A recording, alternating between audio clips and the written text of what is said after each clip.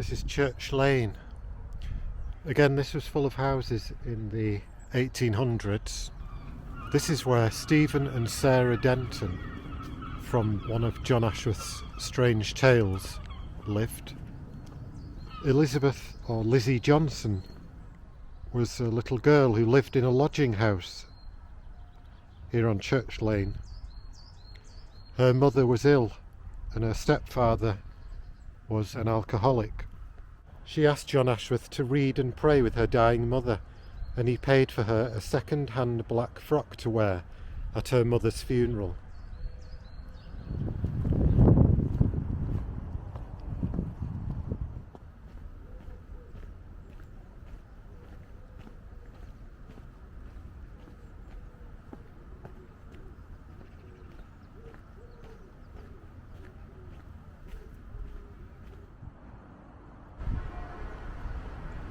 Rochdale Town Hall opened on the 27th of September 1871.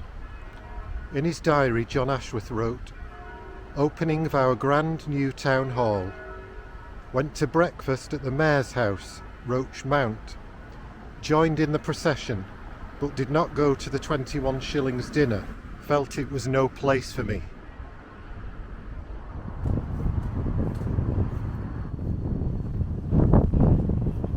This is King Street and Packer Meadow.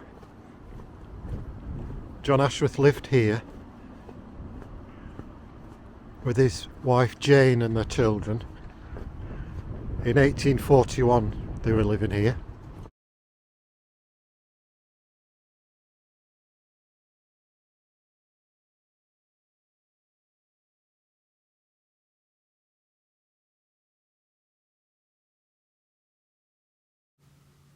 According to John Ashworth, King Street, or Packer Meadow, was considered anything but a respectable section of the town. He said one or two residents in the lower part are in moderate circumstances, but at the upper end the houses are of a most wretched description. John Sanderson, from the tale Sanderson and Little Alice, lived in one of the better houses here. Sanderson was a morose and untamed character who didn't believe in heaven or hell, God or the devil, and hated parsons so much that he said if any parson dared to enter his room, he would smash his brains out with a poker. John Ashworth asked Alice, a little girl from the Sunday school who knew Sanderson, to recite a hymn to him when she went to see him, and this led to his conversion. Apparently the change in Sanderson made a noise in the neighbourhood. Sanderson was now a happy man and spoke to everyone about the power of God's saving grace. By the time John Ashworth died in 1875, all the houses of ill fame in the Gank had been shut down. The place became almost fit for ordinary people to live in. Then later on the housing was swept away as part of an early town centre improvement plan. This is also where Smith's lodging house was. That's the lodging house, one of them, where John Ashworth delivered his handbills about the chapel for the destitute, inviting people to the first service there. That's also where Joseph Sutcliffe was staying and where he died in the hencote in the tale The Silent Corner.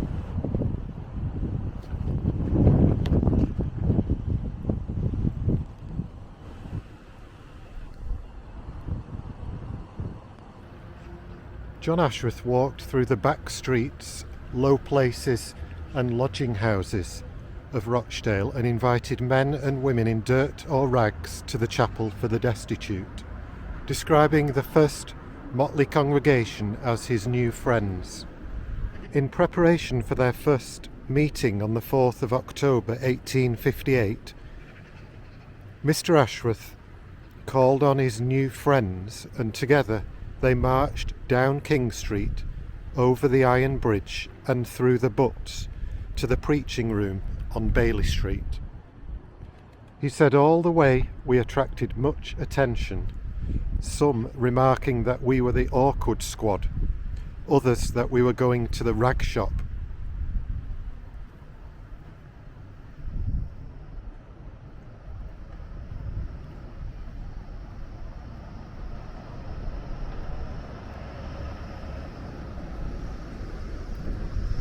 It was in this area that Nathaniel Kershaw, also known as Old Niff from one of John Ashworth's strange tales, was hit by a lorry.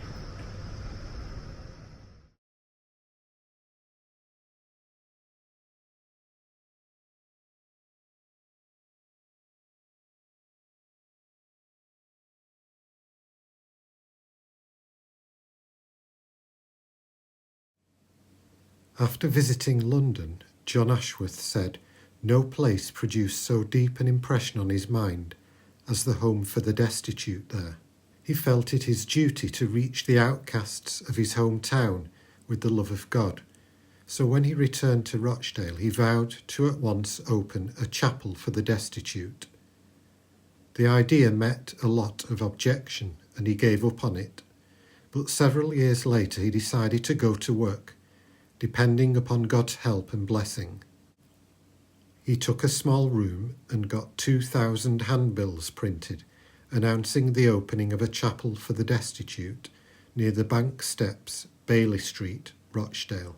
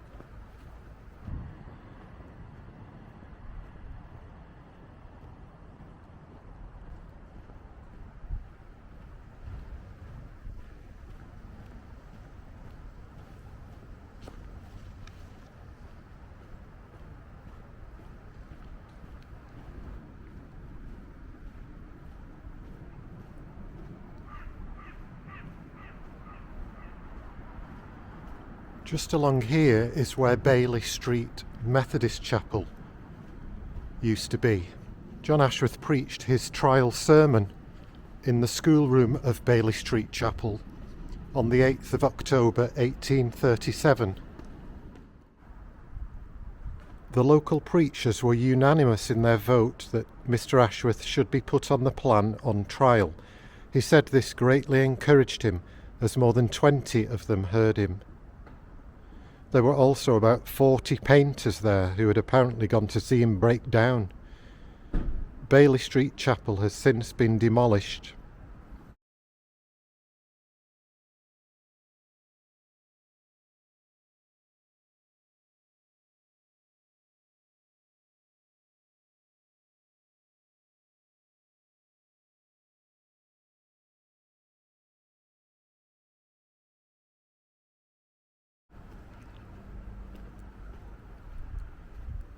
John Ashworth was a Sunday school teacher at Bailey Street Chapel for many years. This is Penn Street.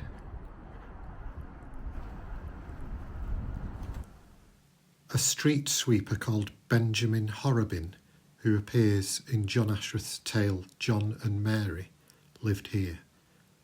Mr. Ashworth described Little Ben as one of the first fruits and a monument of the chapel for the destitute. He regularly visited the sick, the poor and the outcasts, telling all about the love of Jesus to poor sinners. John Ashworth described how little Ben once prayed in the cellar of an old Christian couple called John and Mary, asking that God would keep him faithful and patient when he got old like them.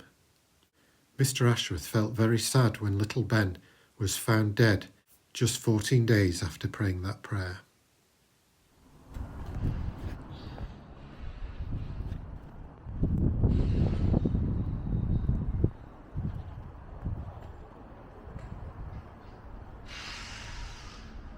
John Ashworth once wrote about a respectable old weaver called J. Midgley, who lived at the top of Yorkshire Street. Midgley was 60 years old and had never been many yards from home before, but his friends took him for a walk up a hill called Brown Wardle. When he reached the top of the hill, Midgley looked around in amazement and said, "I didn't think England had been so big." Mr. Ashworth said he felt similar to Midgley in that, after reading a particular book of geography as a child, it greatly expanded his own view of the world.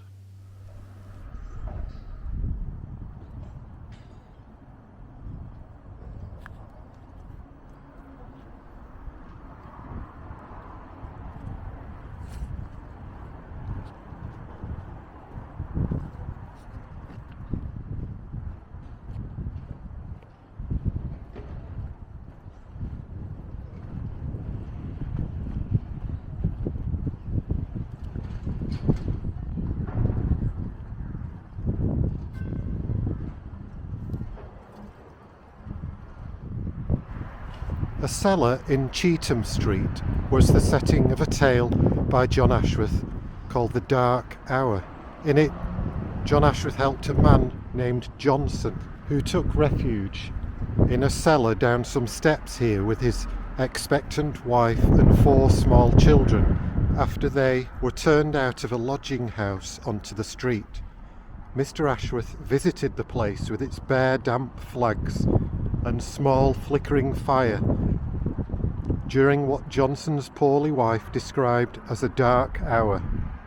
Mr. Ashworth purchased furniture and provisions for the family and helped Johnson to find work, asking how the love of God can dwell in the man's heart who sees his brother in need and keeps his pocket buttoned. In the tale, John Ashworth was deeply moved by the prayer of one of Johnson's children, a 7-year-old girl who knelt down on the flags beside her bed of straw, clasped her hands, closed her eyes and thanked God for his goodness, saying, "May the Holy Spirit change our hearts and make us to love God."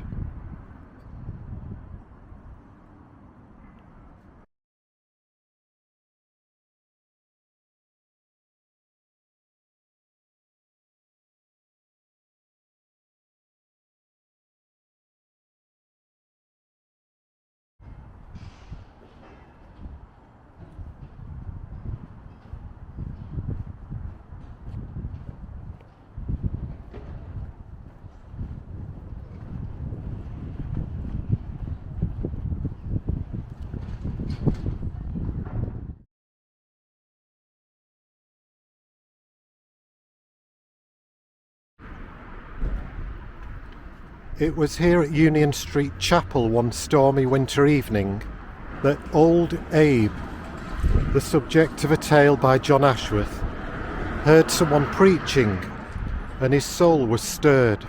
During the singing of one hymn, he was wrought to such a pitch of agony that he called out, "Murder, murder," not knowing what he said. On his way home that evening, old Abe cried out to God and was converted. Union Street Chapel was demolished and the graves in its graveyard were relocated to make way for a new road here in the 1960s.